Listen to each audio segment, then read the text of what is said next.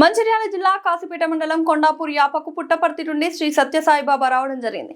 ఈ కార్యక్రమానికి ముఖ్య అతిథులుగా ఓరియంట్ సిమెంట్ కంపెనీ అధ్యక్షులు కొక్కిరాల సత్యపాలరావు హాజరై ఈ కార్యక్రమాన్ని ఉద్దేశించి మాట్లాడుతూ ఆధ్యాత్మిక చింతన ద్వారానే మనసు నిర్మలంగా ఉంటుందన్నారు. శ్రీ సత్యసాయిబాబా వారు ఎన్నో విద్యా సంస్థలు స్థాపించి ఎందరికో విజ్ఞానాన్ని కలిగించారన్నారు.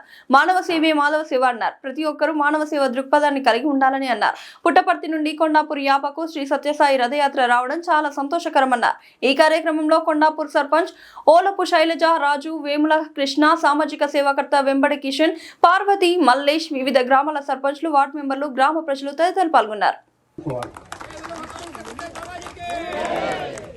ఈ అదృష్టం మనకు ఎందుకు వచ్చింది? మనం ఒక ప్రశ్నించుకోవాల్సిన టైం వచ్చింది. ఇక్కడ ఇది ఇంతమంది ఇక్కడ సర్పంచ్ ఉన్నారు, చాలా మంది వచ్చారు, ప్రజలు వచ్చారు, అందరు ఇక్కడ గుమ్మిగూడు భక్తులు వచ్చారు. అందరికి ఆయన ఒకటే సందేశం, ఆయన సందేశం జీవితాంతం ఆయన ఏదైతే కష్టపడ్డప్పుడు ఆయన ఏం చేసిందంటే హాస్పిటల్ స్థాపించడు ఎన్నో, చాలా మటుకు. తర్వాత విద్యాలయాలు అంటే ఎడ్యుకేషన్ ఇన్స్టిట్యూషన్స్, హాస్పిటల్స్ అంటే హ్యూమన్ సర్వీస్ ఆయన మొత్తం కంప్లీట్ ఆయన జీవితం మొత్తం ఆక్యుపై అయిపోయింది.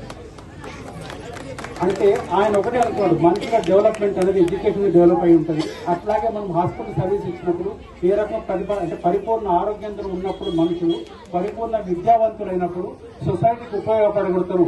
అంటే ప్రేమ, సందేశం, శాంతి, డెవలప్మెంట్ ఇవన్నీ బిలీవ్ చేసింది ఆయన.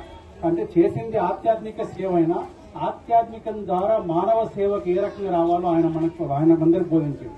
అంటే మానవ సేవయే మానవ సేవ అన్నదాన్ని ఆయన ప్రస్ఫుటించిండు. ఆయన జీవితాంతం అట్లాగే జీవించాడు. ఇవాళ ఆయన ఇక్కడ దాకా రావడం మన సంతోషం. ఒకటే ఒక మాట, దీనికి మీరందరూ ఆయన ఇక్కడ వరకు వచ్చిన దాని సందేశాన్ని అందరికి మీరు అందజేయాలి. మన మండలంలో ఉన్న ప్రజలకు కూడా అందరికి. ఎందుకంటే ఇప్పుడు ఆయన పుట్టపర్తి నుంచి బయలుదేరిన రథం ఏదైతే వచ్చిందో మనందరి లోపల ఒక అవగాహన అంటూ వచ్చింది.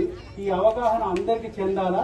ఆయన ఏదో కోరుకున్న జీవితం అంటే ఆయన అమరుడు. వరుసగా చెప్పాలంటే ఆయన సమాధి స్థితిలోకి వెళ్ళింది తప్పితే ఆయన అమరుడు అనేది అమరత్వం అనేది ఒక మాట చెప్పాలంటే ఆయన కొన్ని లక్షల మందికి ఆయన సర్వీస్ ద్వారా రీచ్ అయింది. కొంతమంది ఏంటంటే బోధనలు చెప్తారు, అంటే ఆధ్యాత్మిక